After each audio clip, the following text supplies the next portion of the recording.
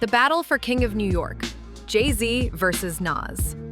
After the tragic death of the notorious B.I.G., the throne for the King of New York was empty, and two of hip-hop's most brilliant lyricists were on a collision course to claim it. This is the story of Jay-Z versus Nas. It started not with a diss track, but with a no-show. The year is 1996. Jay-Z is recording his debut album, Reasonable Doubt.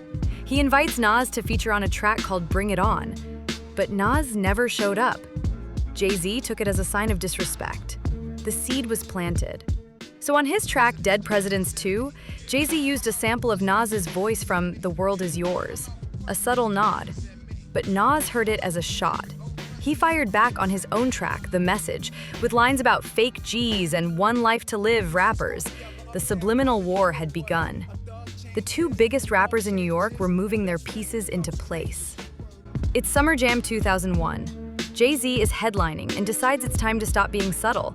He first puts Mobb Deep on blast, but then he turns his attention to his real target.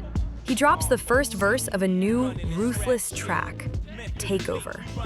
On the official album version, Jay-Z launches an all-out assault on Nas's career, calling his discography a one hot album every 10-year average. He called the legendary Illmatic a fluke and claimed Nas had fallen off. The track was a hostile bid for power, a declaration that Jay-Z was not just the king of New York, but the ruler of the entire game. The disrespect was undeniable. The war was on.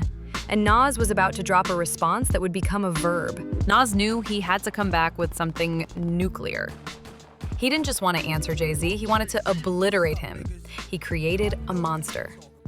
A diss track so vicious, its name became a new word in the hip-hop dictionary: ether.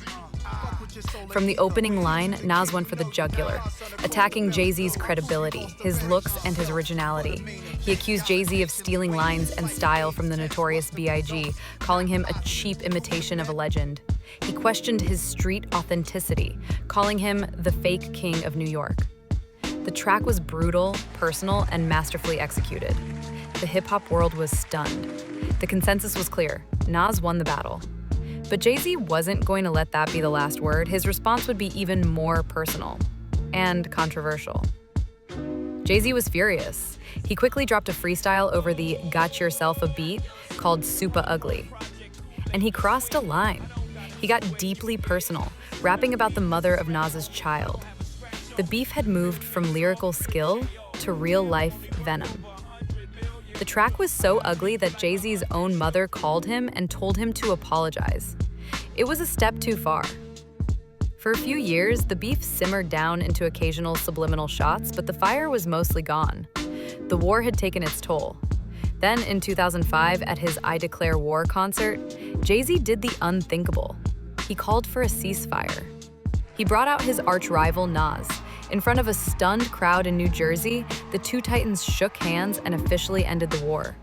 They would go on to sign Nas to Def Jam and collaborate on the track Black Republican, turning the greatest rivalry in rap into a powerful alliance. What's the greatest hip-hop beef of all time?